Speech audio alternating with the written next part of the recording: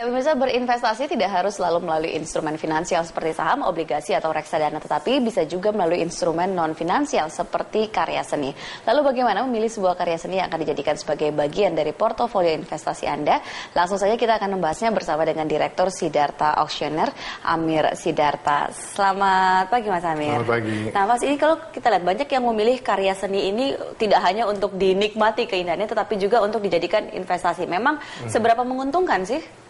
Ya, macam-macam ya. Kalau lagi menguntungkan, bisa menguntungkan sekali. Jadi ada beberapa orang yang misalnya membeli karya seni seorang perupa gitu pada tahun 96, kira-kira mereka belinya sekitar di bawah 20 juta.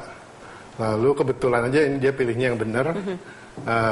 Dan di tahun 2000-an mereka jual dengan harga miliaran. Nah itu, kalau kebetulan saya mereka pilihnya yang benar, berarti kan terus ada faktor untung-untungan juga. Tapi kalau kita bicara soal seni, ini kan soal rasa ya, dan juga sangat subjektif. Mungkin satu orang antara orang satu dengan orang yang lain tuh berbeda dalam melihat satu karya.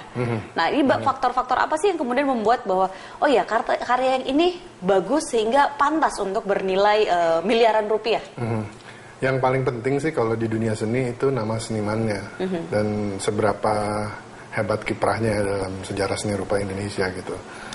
Jadi yang utama namanya yang bisa bikin kenaikan harga yang sebegitu besarnya itu namanya.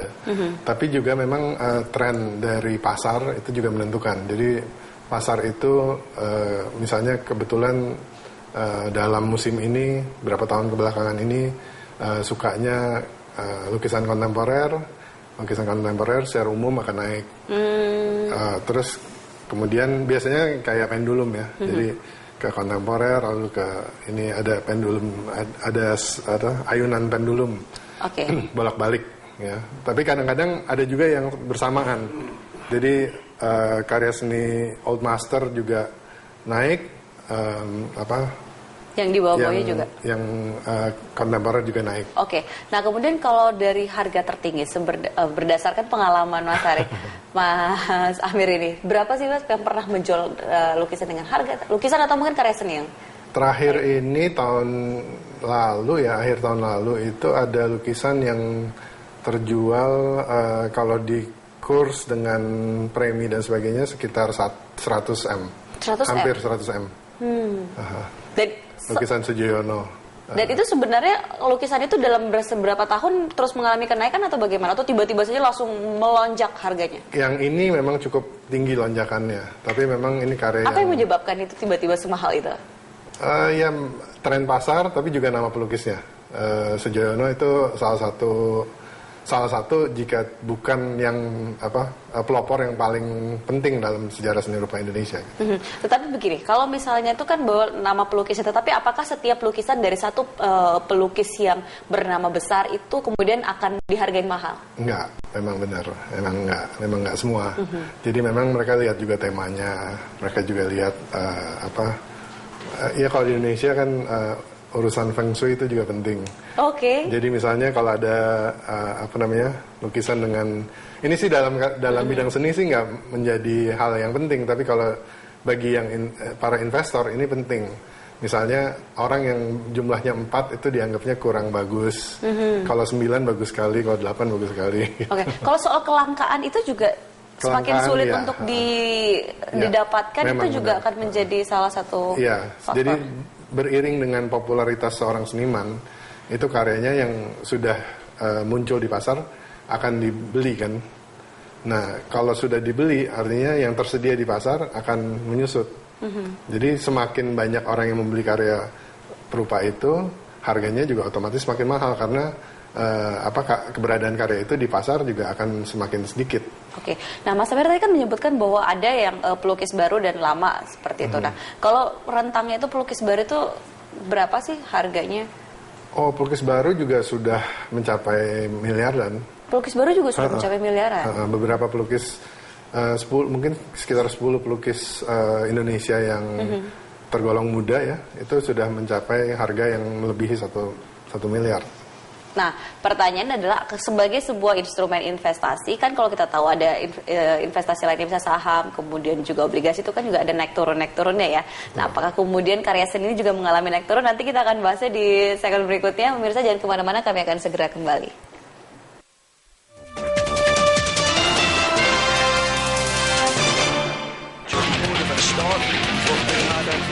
Selamat Purwadi akan memandu Anda dalam Football Insight.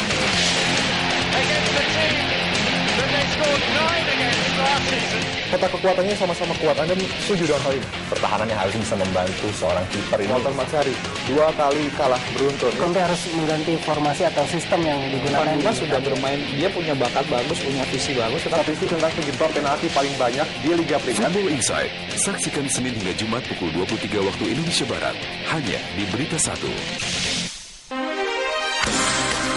Selamat malam, Anda menyaksikan World Report, program berita dunia. Simak berita terhangat dari berbagai belahan dunia. Sierra Leone, salah satu kelompok militan negara Islam, sudah mulai meninggalkan negara Irak. Termasuk di antaranya, mereka membuka barisan kelompok Barisan Nusra menangkap tentara Fiji. Kamis pekan lalu, 3.000 orang telah tewas dalam pertempuran di timur Ukraina sejak World Report, jendela informasi dunia Anda. Terima kasih atas perhatian Anda. Sampai jumpa. World Report, setiap hari pukul 22:30 waktu Indonesia Barat. World Report, jendela informasi dunia Anda.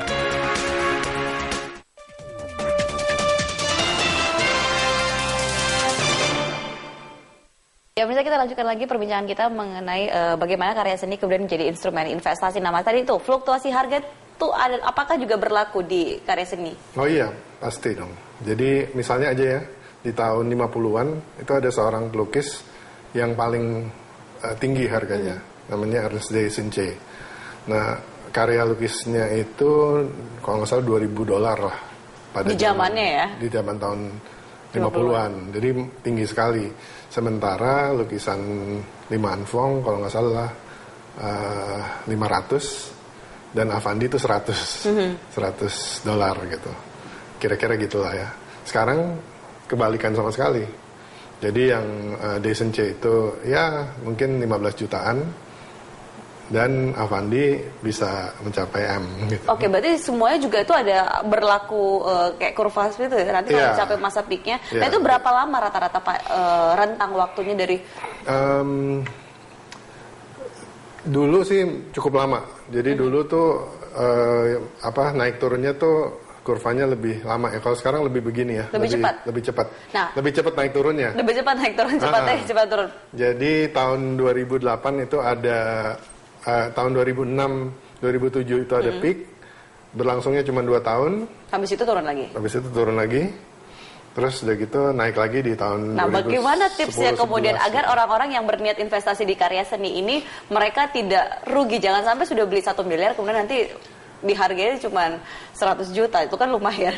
Sebenarnya sih ada satu jalan lagi sih. Yaitu jangan terlalu terpaku pada para pelukis yang mainstream, maksudnya yang digemari oleh pasar. Jadi kalau yang digemari pasar adalah si A, B, C, D, E, sebenarnya ada pelukis-pelukis yang belum dikenal, belum banyak dikenal lah. Karya mereka sangat penting, mereka sangat penting dalam sejarah seni rupa Indonesia, tapi karyanya belum banyak dilirik. Oke, berarti mencari opsi-opsi lain seperti itu ya, jangan terpaku terhadap suatu karya yang sudah berharga mahal. Iya, karena yang berharga mahal itu yang akan naik turun kan. Kalau yang di luar itu, yang tidak terlalu populer, itu bisa dipelajari, harganya juga akan stabil. Memang kalau mau investasi sih naik, kan kadang-kadang orang maunya justru menikmati naik turunnya itu gitu. Tapi kalau misalnya seorang kolektor, dia sebenarnya punya opsi banyak dan kemungkinan bahwa itu akan naik juga ada.